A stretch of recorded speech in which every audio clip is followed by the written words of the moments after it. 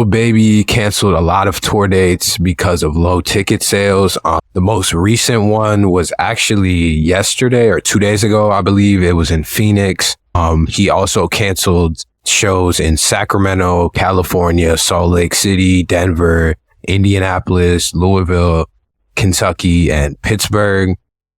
They didn't really give like a reason why. They haven't really talked about it yet, but I think one of the main reasons is just that people aren't looking at these artists to go to their shows. I guess they don't think their shows are going to be as good as what they could be getting out of things like, I would say, festivals even, because you could see a lot of these artists together at festivals. And the second thing, I'm going to combine that with what I just said, the price of tickets now. Like, a lot of people cannot afford to go to some of these concerts, and there's only certain people who can still charge a lot for their concerts, and their fan bases are so cold that they'll pay for it, like Drake, like Bad Bunny, and Taylor Swift even right now. Like, Taylor Swift has been selling out dates all across the country forever because her fan base is just that cold, and it's still super expensive.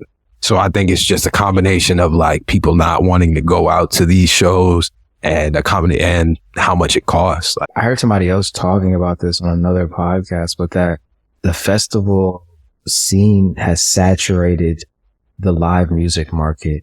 And you do see a new festival popping up, I feel like, every weekend.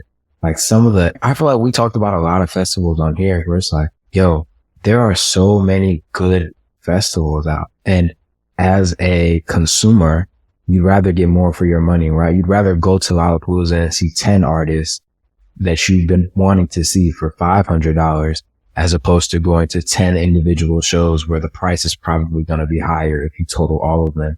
And I wonder, what is the solution? Because if I think about the artists that are doing those big tours, right? Like, I think about somebody who has a loyal fan base, like a J. Cole or even a Jack Harlow. I remember initially, like, when he was touring really early, and the fact that he was able to, like, you have to start at the beginning, do a 20 cap or 40 cap, even Blast, right? Like, I went to Blast first show in Chicago.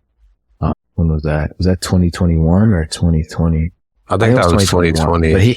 But I mean, it was 2020? I think so. I might be wrong though. You went. I didn't. I don't know. Yeah. I have to double check, but it was his first, like, the years are blending together. It was October I had moved to the city. It was 2021. I was living in the city at that time. So it was October 2021. And that cap on that venue, I want to say, was like a 200 cap venue. And there wasn't 200 people in there. There might have been like 120, 150. You know what I'm saying? It was not that big a venue, but you have to do that. You know what I mean? I think I paid $20 for that ticket, bro. And I think artists are discouraged from taking those type of shows. I mean, because of the look. I think what ends up happening is, like, you have a song pop off, let's say Ice Spice, and you have a song pop off, and then you're on Rolling Loud in front of X amount of people. And then after the tour, after the festival lineups, you have to go do your own individual tour. You have to really look at it like, how many people are going to come out there just to hear that one song or just to hear your small body of work?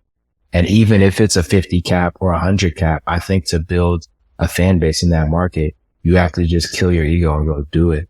But artists aren't willing to do that. I think a good example of artists doing it now, though, are like Coffee.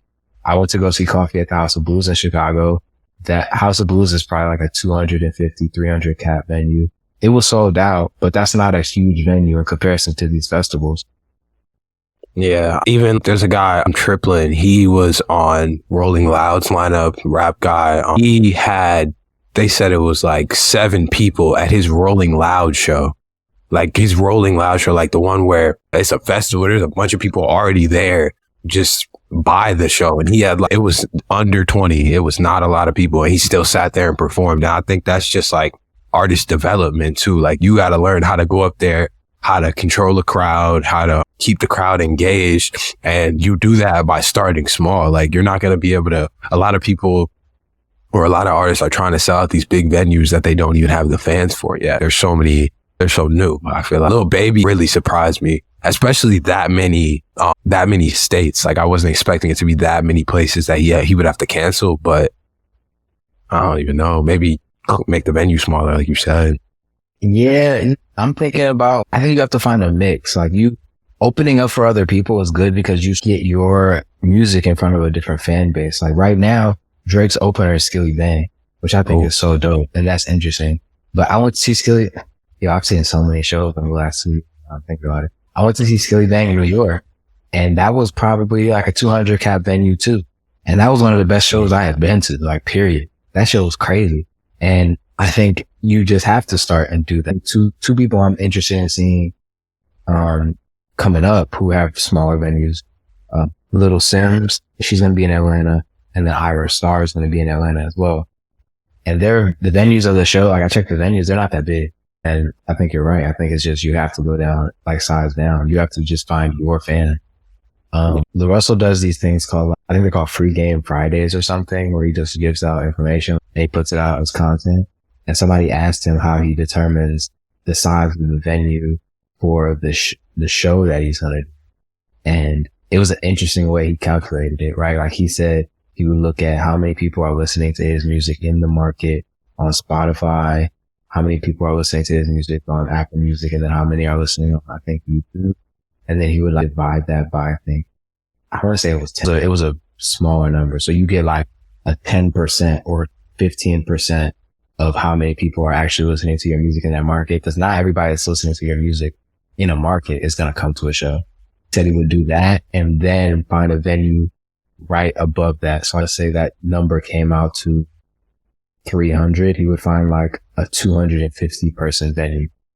You know what I mean? And then like I think that's the way you have to look at it, right? Selling hard tickets is the only way people are going to really be making music out here. The last thing I'll say on this was there's this guy I follow on Twitter who's big. I've been keeping an eye on Web3 and music NFTs and stuff like that for about 2 years now. And this guy has a newsletter where he's talking about the intersection of music and Web3.